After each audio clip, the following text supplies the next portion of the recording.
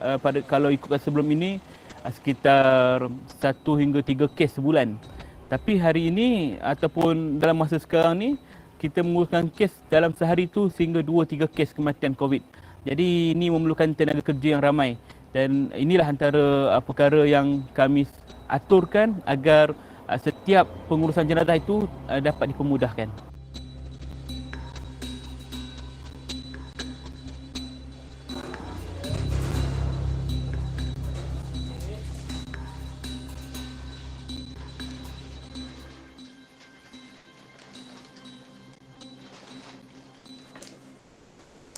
Saya bimbang juga sekiranya tidak ditangani isu ini ataupun COVID ini tidak dapat ditangani dengan baik, maka menyebabkan kematian tu akan bertambah meningkat dan kita risau risiko tu lebih membahayakan kami semualah yang menguruskan jenazah ini. Sebab kalau seorang saja anggota skuad kami yang terkena jangkitan COVID ini, saya risau akan melumpuhkan gerak kerja untuk kami dalam menguruskan jenazah ini.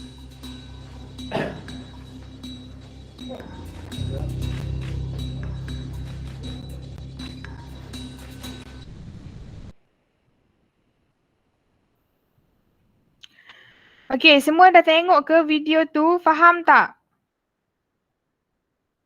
Okey, dalam video tu, situasi apa tu yang cikgu tunjuk tu? Situasi apa yang melanda negara kita sekarang, kelas? Okey, kalau tak nak cakap boleh komen. Situasi apa yang melanda negara kita sekarang? Okey, sekarang ni kita dilanda oleh, betul Auni, COVID-19. Jadi, daripada video yang kita tengok tu, okey betul Afikah. Ya Dini. Okey, jadi daripada video yang kita tengok sekarang tu, apa yang kamu nampak? Okey, tadi kita tengok video, apa yang kamu nampak daripada video tu? Ataupun apa yang kamu tahu mengenai COVID-19 ni? Okey, apa yang kamu tahu? Okay, dalam video tu kita boleh tengok yang frontliner ni pakai PPE, Personal Protective Equipment. Dia pakai mask, dia pakai suit dia tu, okay, untuk menghalang daripada jangkitan. Okay, kamu tahu tak COVID-19 ni dia dia disebabkan oleh virus atau bakteria? Kamu tahu tak dia disebabkan oleh virus atau bakteria? COVID-19 ni, okey betul Auni, bagus. Okey, dia disebabkan oleh virus iaitu coronavirus. Okey, lepas tu daripada isu COVID-19 juga kita ada program apa? Program yang dalam My Sejahtera kamu tu kita ada program apa? Program imunisasi kebangsaan. Okey, kita ada vaksin untuk melawan COVID-19. Okey, jadi melalui video tu kamu dah tahulah sedikit pasal COVID-19. Jadi hari ni kita nak belajar tajuk bab 4 iaitu kesihatan manusia. Okey, tajuk ni penting lah. Okey, kalau kita tahu macam mana satu-satu penyakit tu disebarkan, kita tahu macam mana cara untuk kita tangani penyakit-penyakit ni. Okey, semua dah bersedia ke nak belajar? Okey, bab 4 kesihatan manusia. Dah bersedia ke kelas? Dah. Okey, good. Okey, ni ulang kaji je kan? Kamu dah belajar, jadi cikgu expect kamu dah faham lah sedikit. Okey? Cikgu ulang sahaja untuk kamu ingat lagi. Okey, dalam bab 4 kesihatan manusia ada 2 subtopik. Okey, hari ini kita akan belajar subtopik yang pertama iaitu 4.1 penyakit berjangkit dan penyakit tidak berjangkit. Okey, kalau dalam buku teks kamu tu, kamu boleh tengok muka surat 76. Semua ada buku teks kan? 76, okey?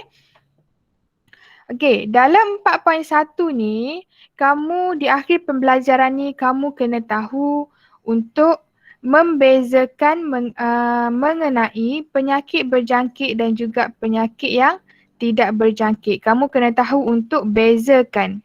Okey, seterusnya kamu kena tahu bagaimana penyakit berjangkit ni disebarkan. Kita ada banyak penyakit berjangkit, tadi kita tengok satu baru, COVID-19. Nanti kita tengok lagi penyakit berjangkit yang lain. Seterusnya, kamu kena tahu apakah penyebab dan penularan penyakit berjangkit ni. Okey, supaya kalau kita tahu penyebab, kita dapat elakkanlah. Okey, seterusnya kamu juga kena tahu mekanisme untuk menghalang penularan. Okey, ada 3 peringkat untuk kita halang penularan penyakit berjangkit ni. Okey, kita tengok dulu slide yang seterusnya. Okey, kamu kena tahu apakah maksud penyakit ni dulu. Okey, penyakit ni adalah merupakan keadaan tidak normal pada badan atau minda yang disebabkan ketidakselesaan, sukar berfungsi atau memberi tekanan. Okey, penyakit ni merupakan keadaan tidak normal pada badan atau minda.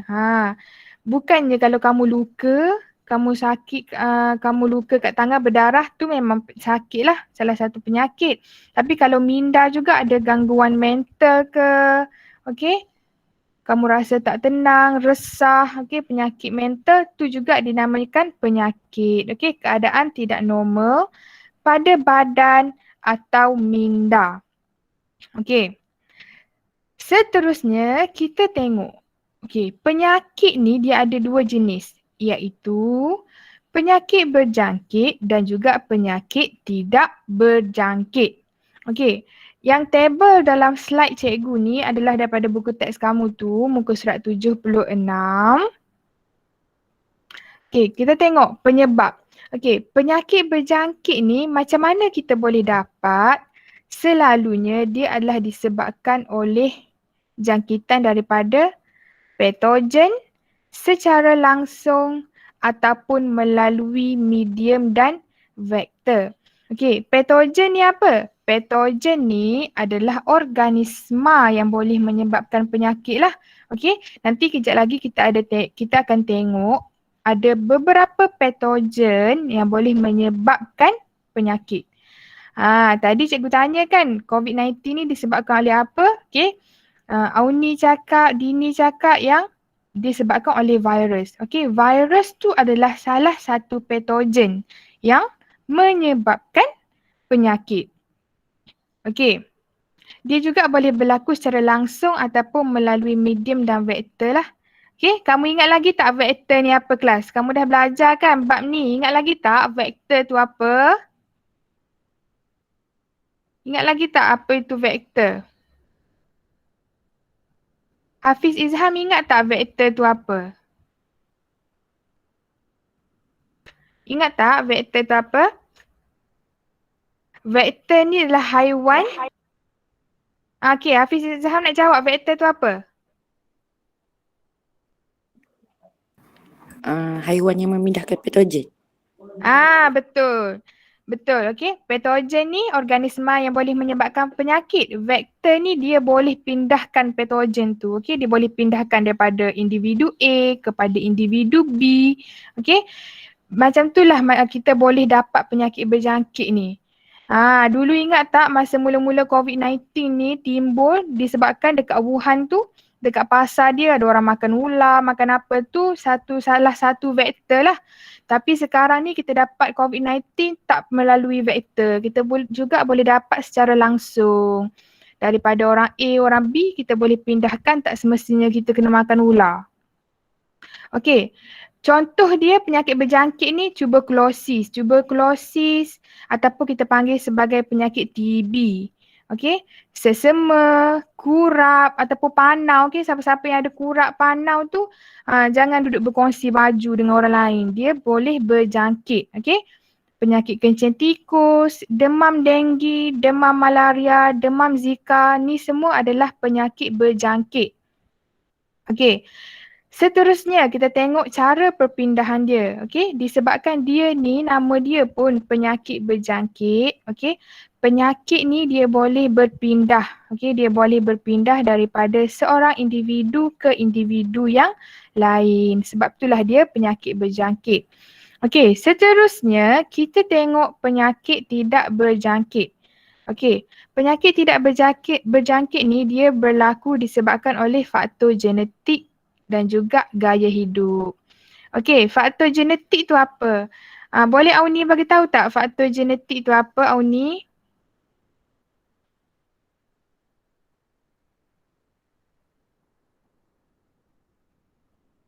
Auni Maisarah, tahu tak faktor genetik tu apa?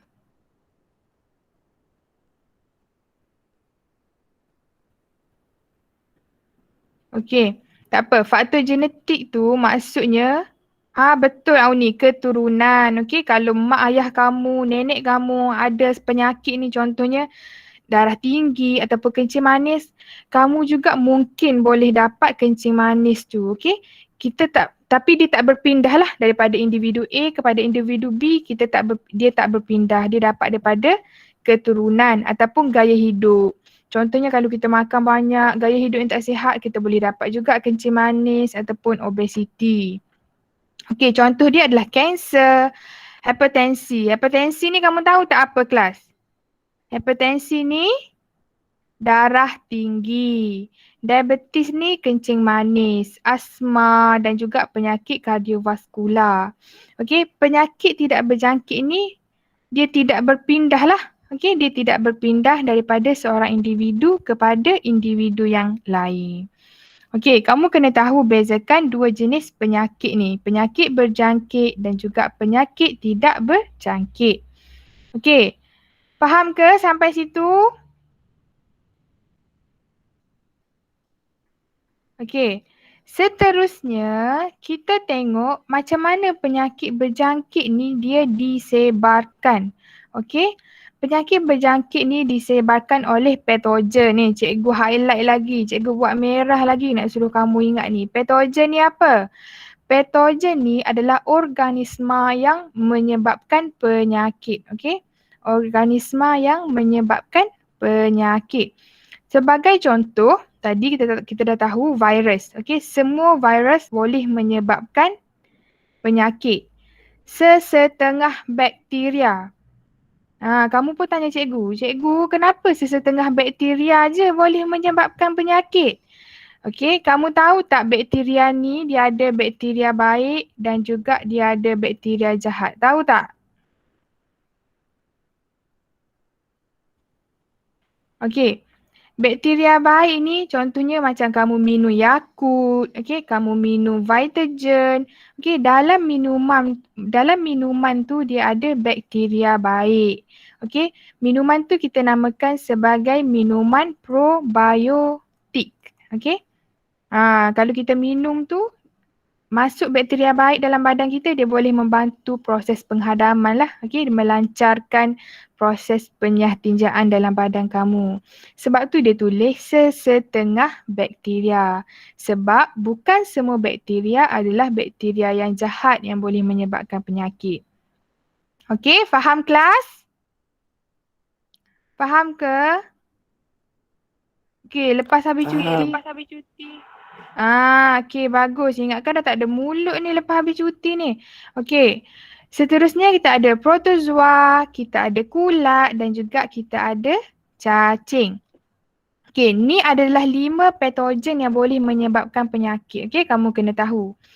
Okey, penyakit berjangkit ni dia boleh disebarkan oleh patogen yang dipindahkan daripada seorang mangsa kepada mangsa yang lain. Ataupun mangsa yang pertama tu kita panggil sebagai host. Okey, host tu tempatlah patogen duduk dalam badan kita. Kita ni dipanggil sebagai host. Okey, seterusnya kita tengok. Okey, patogen ni dia ada medium sebaran. Dia ada cara-cara macam mana dia tersebar daripada Dini kepada Auni. Okey, daripada Auni kepada Hafiz Izham. Okey, kalau awak pergi sekolah, kalau awak bawa satu penyakit berjangkit ni, dia boleh disebarkan. Okey, medium sebaran penyakit berjangkit ni dia ada 4 medium. Yang pertama adalah dia boleh disebarkan melalui udara.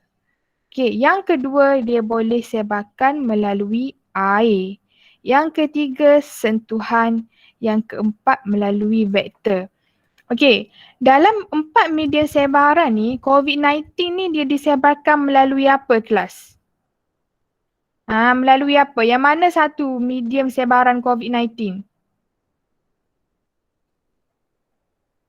Udara. Bagus Auni. Okey, COVID-19 ni disebarkan melalui udara. Okey, kita kena tahu macam mana satu-satu penyakit ni dia disebarkan supaya kita tahu cara untuk mencegah lah. Okey, macam kamu tahu COVID-19 ni disebarkan melalui udara. Disebabkan dia melalui udara, kamu kena pakai face mask. Okey, supaya kamu tak hirup udara tu.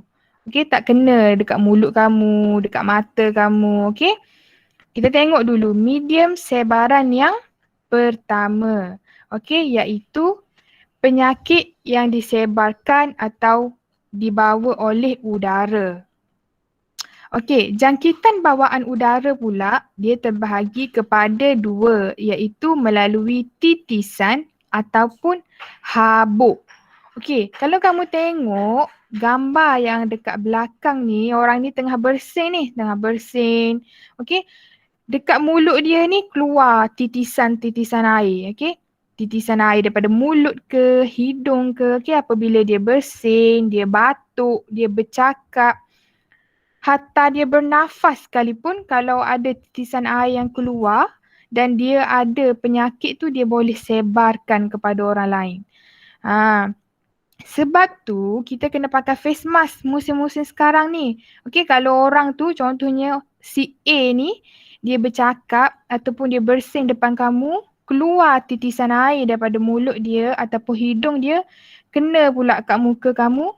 Okey, masuk melalui mulut kamu ke, hidung kamu ke, ataupun kamu pegang orang tu, kamu genyih mata kamu, okey. Virus tu dia boleh masuk. Melalui titisan tu. Kita mungkin tak nampak titisan kecil ni, tapi virus tu ada. Okey, sebab itulah kita kena pakai face mask ataupun kita kena buat penjarakan sosial. Okey. Yang kedua adalah melalui jangkitan habuk. Okey, habuk ni sama juga dia berada dalam samalah ludah ke ataupun air mulut kamu tu, tapi yang sudah kering. Okey. Yang sudah kering, bakteria ni dia hebat. Okey, dia hebat. Walaupun kering, kemarau, okey, dia boleh bertahan. Dia membentuk spora. Okey, dia membentuk spora. Dia mampu bertahan. Okey, dia tak makan, dia tak minum, dia mampu bertahan. Apabila dia kena, contohnya dia masuk dalam mulut kamu tu ada air. Okey, dia dapat air. Okey, bila dia dapat air, dia akan pecah daripada spora dia tu, dia akan jadi virus ataupun bakteria yang aktif balik. Masa kering, masa tak ada air, dia kekal sebagai spora. Sebab tu bahaya, okey? Okey, seterusnya kita tengok penyakit bawaan air. Penyakit bawaan air, muka surat 78 dalam buku teks kamu tu. Okey. Berlaku di kawasan yang tidak mempunyai bekalan air paip yang terawat. Okey, dia tak ada air paip yang terawat dan juga sistem sanitasi yang sempurna. Okey. Kita paip air dekat rumah kita tu air paip yang terawat air paip yang terawat, ada klorin dah dalam air paip kita tu. Okey, tapi kalau zaman dulu-dulu mungkin tak adalah bekalan air paip yang terawat ni dan juga sistem sanitasi yang sempurna. Okey, sistem sanitasi yang sempurna ni macam mana? Okey, sebagai contoh, okey, zaman dululah, zaman sekarang ni jarang. Okey, zaman dulu seseorang tu dia gunakan tandas yang dibina di atas sungai. Okey, dia dibina di atas sungai tandas tu. Okey, lepas tu najis tu masuklah, tinja tu masuklah ke dalam air sungai. Okey, kalau orang ni, si A ni dia ada penyakit, Okey, lepas tu najis dia masuk ke dalam sungai. Lepas tu dekat bawah tu ada orang duk mandi, ada orang duk cuci baju, okey. Dia boleh dapat penyakit tu lah. Lagi-lagilah kalau dia guna air tu untuk memasak dan dia minum. Okey, dia dibawa oleh air. Seseorang itu boleh dijangkiti patogen apabila terminum air sungai yang telah tercemar. Okey. Selain tu juga masa banjir. Okey, masa banjir ni kamu tengok gambar yang cikgu tunjuk ni, masa banjir kamu tak tahu ni tiba-tiba ni ada budak ni dia kencing ke dalam air ke, tak tahu. Ada dekat hujung kampung orang buang pampers anak dia ke dalam air. Lepas tu kamu main air banjir, okey? Menyelam lah, okey? Ataupun terminum air masuk dalam mulut ataupun masuk melalui mata kamu. Okey, boleh menyebabkan penyakit bawaan air lah. Okey. Seterusnya, kita tengok medium sebaran yang seterusnya, iaitu penyakit melalui sentuhan. Ni cikgu nak seorang tolong baca. Siapa nak baca? Sekejap. Cikgu tengok siapa yang ada.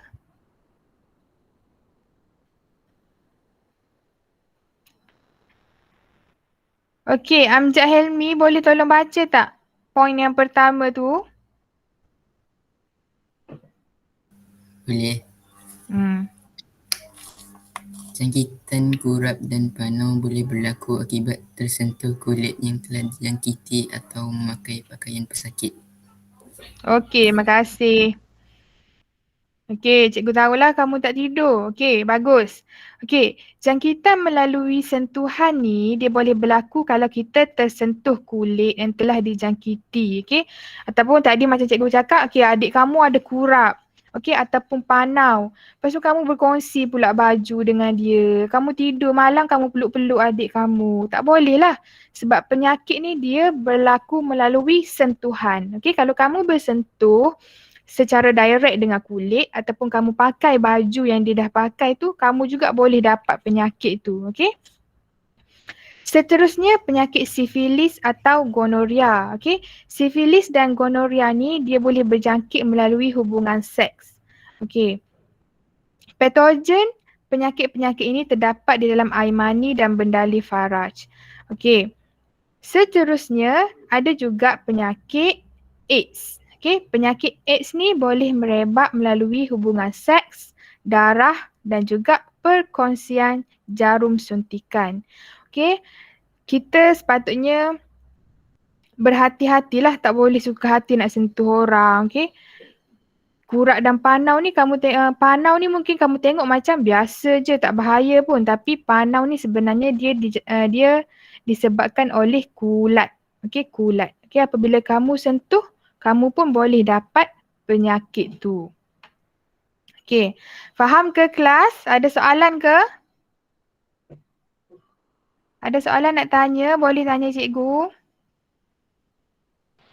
Tak ada. Okey, bagus. Okey, faham. Okey, Dini. Okey, seterusnya kita tengok medium sebaran yang terakhir lah. Yang keempat, kat dalam buku teks kamu tu muka surat 79. Okey, selain daripada air, selain daripada udara, selain daripada sentuhan, okey, penyakit ni juga dia boleh dibawa melalui vektor. Okey, vektor ni, apa tu vektor? Tadi siapa Hafiz Izham yang dah cakap. Vektor ni haiwan yang boleh memindahkan patogen. Kamu ada virus ataupun bakteria ataupun kulat, cacing sebagainya, dia dibawa oleh vektor, dibawa oleh haiwan. Okey, contoh penyakit malaria. Okey, penyakit malaria ni dia disebabkan oleh Plasmodium malariae. Ni patogen dia, Plasmodium malariae ni patogen. Tapi macam mana dia boleh dipindahkan daripada individu A ke individu B adalah melalui nyamuk Anopheles betina ni. Contohnya si A dia ada malaria. Lepas tu nyamuk yang tak ada malaria ni mari gigit dia, mari hisap darah dia. Mari hisap darah dia ni masuk dah dalam nyamuk ni. Lepas tu nyamuk ni pun terbang, gigi pula gigit si B. Okey, si B ni sebenarnya tak ada malaria tapi disebabkan nyamuk tu dia bawa darah yang ada malaria, si B ni pun boleh terkena malaria. Okey, yang kedua sama juga kolera. Kolera ni patogen dia adalah Vibrio cholera. Okey, lalat dia bawa Vibrio cholera ni, dia pergi hinggap dekat makanan kamu. Okey, makanan kamu yang tak tutup dengan saji tu, okey, dia hinggap lepas tu kamu pergi makan. Okey, pergi makan jadi masuklah patogen Vibrio cholera ni dalam badan kamu. Okey? Sebab tu makanan kena sentiasa tutup lah. Kena dimasak. Okey, supaya bakteria yang ada ni boleh mati. Okey, seterusnya denggi. Okey, denggi ni dia bukan disebabkan oleh bakteria, dia disebabkan oleh virus. Sama juga dia disebabkan oleh vektor dia adalah nyamuk tapi nyamuk Aedes. Okey, nyamuk Aedes. Zika, demam Zika. Kamu selalu dengar kan demam Zika, kamu jarang dengar demam Zika ni, kamu selalu dengar demam denggi. Okey, demam Zika ni dia disebabkan oleh virus juga dan vektor dia adalah nyamuk Aedes. Okey, seterusnya demam kepialu. Demam kepialu disebabkan oleh Salmonella typhi. Okey, vektor dia lipas ataupun lalat. Okey, sebab tu rumah kita ni kena sentiasa bersih lah, tak boleh ada lipas ataupun lalat. Kita tak tahu vektor yang ada tu dia sebenarnya bawa ke tak bakteria tu. Kalau tak bawa bakteria tu tak apa. Kalau dia bawa, dia hinggap dekat makanan kita, kita boleh dapat penyakit tu lah. Okey. Penyakit yang seterusnya adalah leptospirosis. Okey, siapa tahu leptospirosis ni kita panggil apa? Leptospirosis ni istilah sains tapi orang kampung, orang kita ni panggil apa leptospirosis ni? Siapa tahu kelas? Penyakit apa leptospirosis ni? Siapa tahu? Betul Dini. Leptospirosis ni dia adalah penyakit kencing tikus. Okey, dia disebabkan oleh patogen yang dinamakan sebagai Leptospira. Okey, kalau kamu tengok patogen ni, okey, Leptospira, penyakit dia leptospirosis. Okey, Plasmodium malariae, penyakit dia malaria. Bakteria Vibrio cholera, penyakit dia kolera. Selalunya penyakit dengan patogen ni nama dia tak lari jauh. Okey. Okey. Macam yang Dini cakap, leptospirosis ni penyakit kencing tikus. Jadi vektor dia adalah tikus. Selalunya kita dengar penyakit kencing tikus ni orang dapat dekat mana? Siapa tahu penyakit kencing tikus ni selalunya kita dapat dekat mana? Okey, penyakit kencing tikus ni selalunya dapat dekat kawasan-kawasan yang betul Auni. Sungai ataupun air terjun, kita pergi mandi-manda kan dekat kawasan yang tikus banyak. Okey. Tikus tu dia boleh bawa bakteria leptospira ni. Jadi apabila kamu terjun, kamu mandi air sungai, air terjun tu kamu terminum ke ataupun dia masuk melalui mata kamu, hidung kamu, okey, boleh menyebabkan kencing tikus. Okey, faham ke setakat tu? Ada soalan tak? Okey, kalau ada soalan boleh tanya sebelum cikgu pergi yang topik yang seterusnya. Ada soalan ke?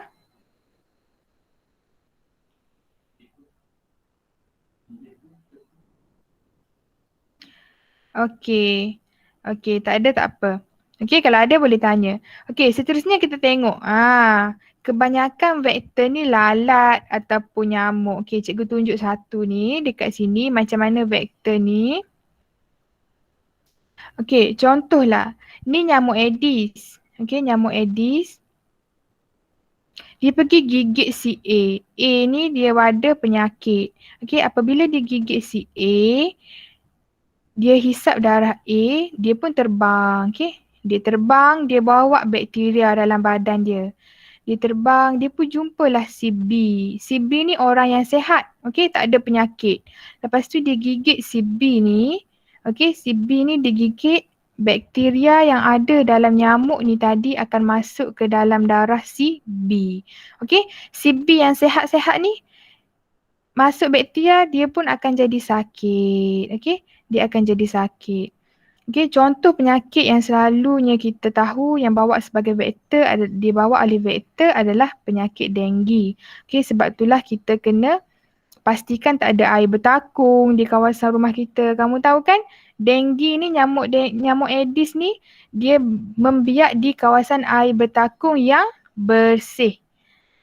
Okey, jadi kena cek kawasan rumah kamu tu ada air bertakung ke tak ada. Okey, kalau ada air bertakung kena cepat-cepat buang.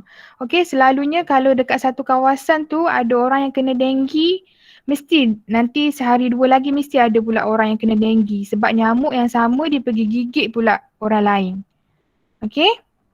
Dan kamu tahu tak denggi ni dia tak ada ubat. Okey, kamu tahu tak denggi ni dia tak ada ubat. Okey, sebab denggi ni dia disebabkan oleh virus. Penyakit yang disebabkan oleh virus susah untuk kita buat ubat. Okey, nanti apabila kamu belajar bio, nanti kamu masuk U ke, kamu akan belajar kenapa penyakit yang disebabkan oleh virus ni kita susah nak buat ubat. Kalau kamu ada ahli keluarga yang pernah kena denggi ke, kalau dia masuk hospital memang tak ada ubat. Cuma doktor boleh bagi dia masukkan air ataupun kalau dia demam bagi Panadol, kalau dia pening kepala boleh bagi ubat sakit kepala, tapi ubat spesifik untuk demam denggi ni tak ada. Okey, hanya imun sistem badan kita sahaja yang boleh melawan. Okey. Okey, seterusnya kita dah belajar mengenai medium-medium sebaran ni. Okey, kita belajar pula mengenai mekanisme untuk menghalang penularan penyakit berjangkit ni. Okey, dalam buku teks kamu, muka surat 81. Okey, mekanisme menghalang penularan penyakit berjangkit. Dia ada 3 peringkat. Okey, kita tengok dulu peringkat yang pertama iaitu peringkat primer. Macam mana kita boleh menghalang penularan penyakit? Kita boleh meningkatkan tahap kesihatan. Okey, meningkatkan tahap kesihatan, meningkatkan kebersihan diri, keluarga, tempat kediaman. Okey, kita kena jaga kebersihan, kita kena mandi. Kena jaga kebersihan dirilah. Okey, macam kalau kita tak bersih, rumah kita tak bersih, ada lalat, ada tikus, tu tak bagus. Okey, dia boleh membawa penyakit. Kita tak tahu penyakit apa yang dia bawa. Okey, seterusnya meningkatkan daya tahan badan.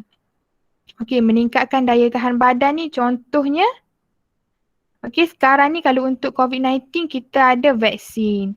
Okey, vaksin ni dia berfungsi untuk meningkatkan daya tahan badan kita. Nanti subtopik yang seterusnya kita akan belajar lebih detail. Okey, macam mana vaksin ni dia boleh meningkatkan daya tahan badan kita.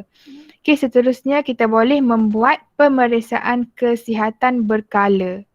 Okey, walaupun kita tak sakit, kita pergi juga hospital untuk cek. Mana tahu kita tak tunjuk lagi simptom sakit itu tapi sebenarnya penyakit tu, bakteria tu dah ada dalam badan kita. Okey, seterusnya kita kena mengamalkan gaya hidup sihat lah. Okey, kita kena makan makanan yang seimbang, kita kena bersenam. Okey, seterusnya lepas kita dah buat peringkat primer tu, okey, kalau kita dapat juga penyakit tu kita kena teruskan dengan peringkat sekunder iaitu kita kena memutuskan transmisi jangkitan. Okey, macam COVID-19 ni, okey, kita dah buat dah, kita dah duduk kat rumah, kita dah pakai face mask, penjarakan sosial. Tapi kalau kita dapat juga, kita kena putuskan transmisi jangkitan tu. Kita kena kuarantin supaya orang-orang sekitar kita tak kena. Lepas tu, kita ada peringkat tertiary iaitu kita kena mengawal populasi vektor. Okey, kita kena kawal populasi vektor. Contohnya macam denggi, okey. Bila kita kena denggi, kita pergi hospital, selalunya nanti dia akan hantarlah orang untuk fogging. Okey, fogging nyamuk. Disebabkan denggi tu disebabkan oleh nyamuk Aedes. Okey, kita kena kawal lah populasi nyamuk Aedes ni. Okey, kita kena fogging supaya dia tak membiak. Seterusnya kita juga kena melindungi host. Host tu siapa? Host tu kita lah. Okey, kalau tidur kita kena guna kelambu ataupun kamu sembur risek dulu sebelum tidur. Ataupun nak tidur tu kalau siapa-siapa tidur dalam aircon boleh pakai pakaian yang tebal. Okey, kalau nyamuk nak gigit pun tak masuk sebab baju dia tu tebal. Okey. Faham ke kelas? Okey, dah habis dah topik 4.1 hari ni. Okey, ada apa-apa soalan ke? Okey, kalau ada soalan boleh tanya. Okey. Untuk kerja sekolah hari ni, cikgu nak kamu buat peta minda. Okey, peta minda untuk medium sebaran tu. Okey, dalam buku teks kamu, muka surat 77. Okey, kamu tengok buku teks kamu. Muka surat 77 sehingga muka surat 79. Kita ada 4 medium sebaran. Okey. 4 medium sebaran tu cikgu nak kamu buat dalam bentuk peta minda. Okey, dalam bentuk peta minda. Kamu hantar kepada cikgu sebelum kelas kamu yang seterusnya lah. Kelas kamu yang seterusnya hari Rabu. Okey, kamu hantar kepada cikgu hari Selasa. Kamu buat peta minda, kamu ambil gambar, kamu hantar kepada cikgu untuk medium sebaran. Boleh ke? Boleh cikgu. Bagus ke Ba? Lama tak dengar suara dia. Okey. Hantar ke cikgu. Semua ada Telegram ke? Semua ada Telegram tak? Siapa tak ada Telegram? Ada. Okey, bagus. Okey, kamu hantar dekat Telegram supaya senang sikit untuk cikgu cek. Kamu ada kan nombor telefon cikgu. Jadi lepas kamu buat peta minda tu, kamu snap gambar dan kamu hantar dekat Telegram. Untuk 4 medium sebaran tu je, okey? Kamu bagi tahulah macam mana dia boleh dijangkiti dan apa yang dia boleh buat untuk pencegahan. Okey, faham ke? Okey, tu satu kerja kamu. Yang kedua, untuk bab 4 ni, kamu ada PPD, pentaksiran bilik darjah. Okey, cikgu nak untuk untuk peringkat yang pertama ni, kamu buat kumpulan 3 orang satu kumpulan. Dalam kelas kamu ada 30 orang. Okey, 3 orang satu kumpulan bermaksud kena ada 10 kumpulan. Okey, 10 kumpulan ni, cikgu nak kamu tulis nama dalam grup WhatsApp tu. Okey. Nama ahli kumpulan kamu. Kamu tulislah grup 1, siapa ahli kumpulan 3 orang. Grup 2, siapa ahli kumpulan 3 orang. Okey, untuk peringkat pertama ni cikgu nak kamu buat kumpulan je dulu. Untuk seterusnya nanti cikgu akan bagi tahulah kamu kena buat apa. Ni untuk PPD. Siapa grup mana yang tak buat, kamu akan dapat markah kosong lah. Cikgu Zariha dah suruh cikgu ingatkan kamu, siapa yang tak buat kerja khusus PBD ni, kamu akan dapat markah kosong. Okey, nanti next class cikgu akan cerita pula untuk kamu kena buat apa. Boleh ke buat kumpulan 3 orang? Boleh ke kelas kamu kena buat kumpulan 3 orang satu kumpulan? Boleh. Okey. Good. Okey, jadi masa berbaki lagi 10 minit ni, ada apa-apa soalan boleh tanya. Okey, kalau tak ada soalan, cikgu nak kamu pergi buat kumpulan dan tulis nama dalam grup WhatsApp kelas. Okey, itu saja. Ada soalan?